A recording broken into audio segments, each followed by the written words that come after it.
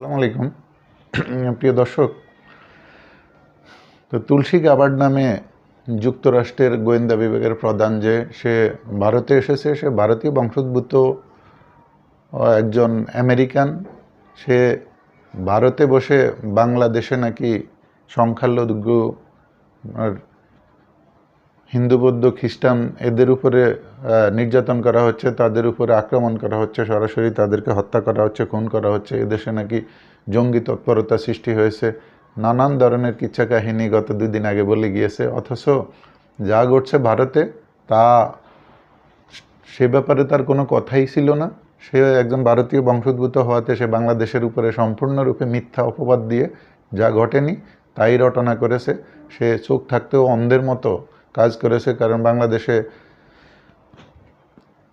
আমেরিকার দূতাবাস আছে, রাষ্ট্রদূত আছে, তার কোনো রকম কথাবার্তা না বলে তার সাথে সে এককভাবে ভারতে বসে ভারতের প্রেসক্রিপশানে বাংলাদেশকে দোষারোপ করে মিথ্যা তথ্য দিয়ে, মিথ্যা বিভ্রান্তি এবং ডাহা মিথ্যা কথা, বানোয়াট কথা বলে যে বাংলাদেশে সংখ্যালঘুদের উপর হামলা করা হচ্ছে, আক্রমণ করা হচ্ছে, তাদেরকে হত্যা করা হচ্ছে, সম্পূর্ণ বানোয়াট এবং ভিত্তিহীন কথা বলে এই বাংলাদেশের ক্ষতি করার তারা চেষ্টা করছে। তো ইন্ডিয়া আসলে কোনোদিনই বাংলাদেশের তারা বন্ধু হতে পারবে না, হবে না।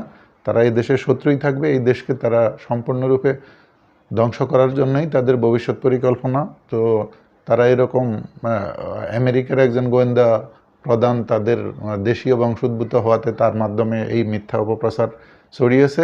আমরা জোরালো এবং মারাত্মক প্রতিবাদ করি। এরকম আমেরিকার সর্বোচ্চ গোয়েন্দা সংস্থার প্রধান থেকে এরকমের একটি ভিত্তিহীন কথা এবং বাংলাদেশের বিরুদ্ধে এই চক্রান্তের আমরা মারাত্মকভাবে তাদেরকে আমরা নিন্দা করি এবং সারা এই ধরনের ভিত্তিহীন কথাবার্তা ভবিষ্যতে না বলে ভিত্তিহীন অপপ্রচার ও ষড়যন্ত্রমূলক অপপ্রচার থেকে বিরত থাকার জন্য আমরা তাদেরকে সাবধানে হুঁশিয়ার করছি।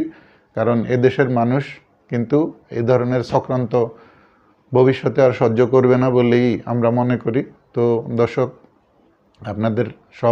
আপনারা সোচ্চার থাকুন, সবাই সতর্ক সাবধান থাকুন। এদেশের বিরুদ্ধে ভারত সর্বদা তারা চক্রান্ত করে যাচ্ছে। সেই চক্রান্তের আমরা যেন সতর্ক থেকে তাদেরকে দাঁত ভাঙা জবাব দিতে পারি। আমরা আমাদের এই দেশকে গড়ে তুলব সবাই মিলেমিশে ঐক্যবদ্ধভাবে। কোনো রকম রক্তচক্ষু, কোনো রকম অপপ্রচারের কান না দিয়ে আমরা জোরালো প্রতিবাদ করে যাচ্ছি এবং তাদেরকে অবশ্যই আমরা কোনো রকমের সুযোগ দেব না। সুতরাং আমরা সবাই ঐক্যবদ্ধ থেকে এই ধরনের চক্রান্তের দাঁত ভাঙা জবাব দিয়ে তাদেরকে আমরা সর্বদা প্রতিহত করে যাব। এই আমাদের দেশের উন্নতি, অগ্রগতি, উন্নয়নের জন্য আমরা সকলে মিলে ঐক্যবদ্ধভাবে কাজ করে যাব। এটাই আমাদের আগামী দিনের প্রত্যয় এবং বর্তমান যে সরকার আছে তাদেরকে আমরা সর্বাত্মকভাবে সহযোগিতা করে যাব। ভারতের সকল কূটচাল কূটকৌশলকে আমরা সম্পূর্ণরূপে ধ্বংস ও প্রতিহত করে দেব ইনশাল্লাহ।